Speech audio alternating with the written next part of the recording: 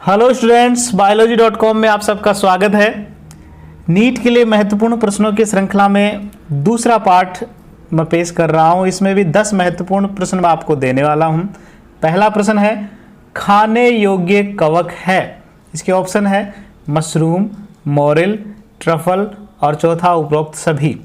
तो देखिए, कवक कुछ खाने योग्य भी होते हैं और यहाँ जो आपको ऑप्शन में मिले हैं, मशरूम भी खाने योग्य होता है, मोरिल और ट्रफल भी खाने योग्य है। तो इसका सही उत्तर जो होगा वो होगा उपरोक्त सभी।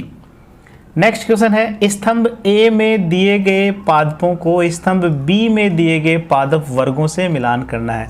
स्तंभ ए जो है उसमें आपको पादप दिए गए हैं और स्तंभ बी में उनका वर्ग दिया हुआ है, तो आपको उससे मिलान करना है।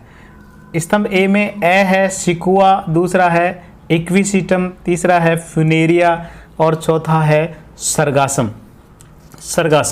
तो देखिए, सिकुआ जो है ये आता है जिम्नोस्पर्म्स में। सिकुआ जो है वो जिम्नोस्पर्म्स में आता है और ये सबसे बड़ा जिम्नोस्पर्म है। सिकुआ जो है वो सबसे बड़ा जिम्नोस्पर्म ये होता है। तो ए जो है वो उसका मिलान होगा 3 नंबर जिम्नोस्पर्म्स में। इसी तरह इक्विसिटम जो है वो आता है टेरिडोफाइट्स में। इक्विसिटम आता है टेरिडोफाइट्स में। तो इसका बे का जो मिलान होगा वो टेरिडोफाइट्स से होगा। इसी तरह फ्यूनेरिया जो है, फ्यूनेरिया एक प्रकार का मॉस है। फ्यूनेरिया जो है बहुत फेमस मॉस है, बहुत बार इसके बारे में पूछा जाता है। तो ये मॉस है, तो फ्यूनेरिया का जो मिलान होगा वो 4 नंबर मॉस से होगा। और सरगासम जो है, सरगासम एक शैवाल है, तो इसका सही उत्तर होगा ए में 3, बे में 2, से में 4 और द 1। नेक्स्ट क्वेश्चन है, GLUT4 GLUT4 का क्या कार्य है।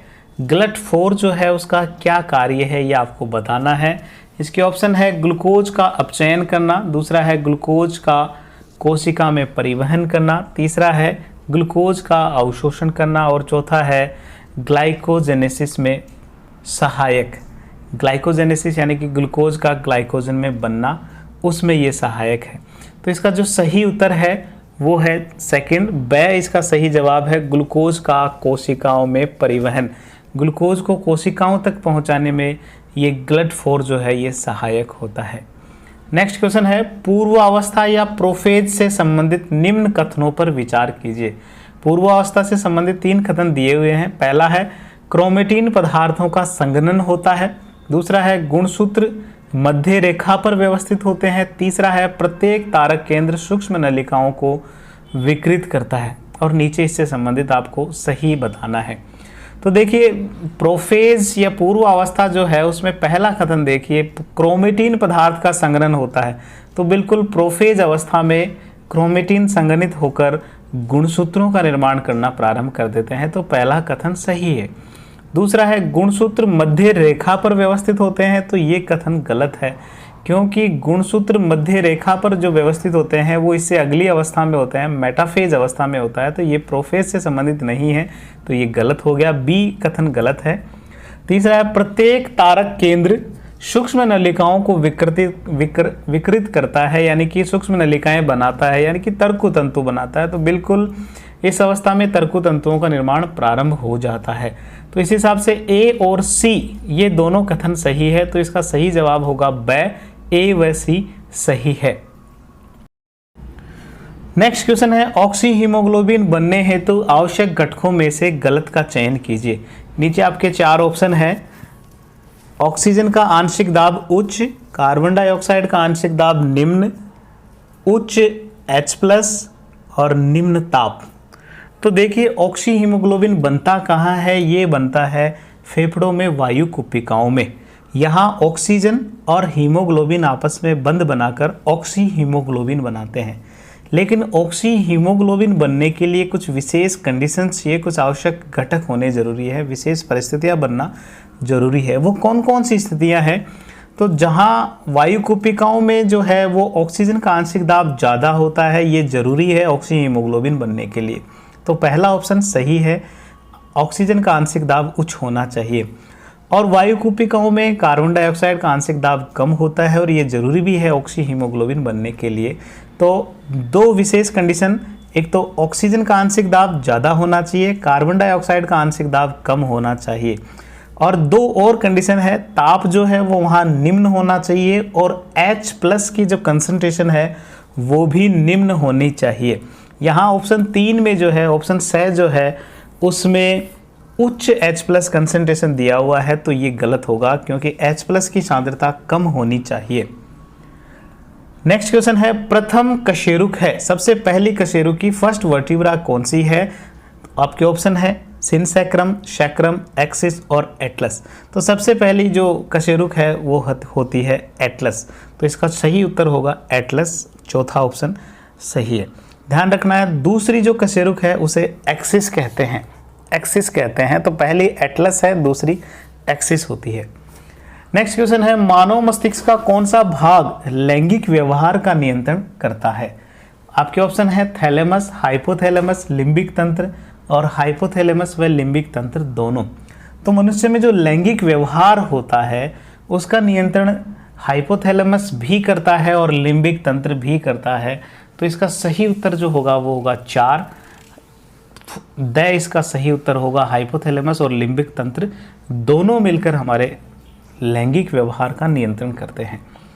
नेक्स्ट क्वेश्चन है, मानव नेत्र का वह भाग जहां दृष्टि क्रियाएं अधिकतम होती है, यानी कि देखने से संबंधित क्रियाएं अधिकतम कौन से जगह होती है? आपका ऑप्शन है फोविया, आइरिस, अंधबिंदु और मैक्यूला लूटिया। तो इसका सही उत्तर होगा पहले नंबर का फोविया, क्योंकि यहाँ सबसे अधिक मात्रा में शंकु पाए जाते हैं और दृष्टि से संबंधित, देखने से संबंधित अधिकतम क्रियाएं यही होती है फोविया। तो इसका सही उत्तर है ए, फोविया।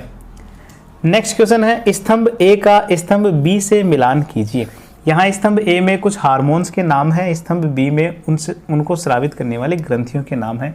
तो आपको मिलान करना है। जैसे पहले है मेलेटोनिन, तो याद कीजिए मेलेटोनिन का स्रावण किससे होता है?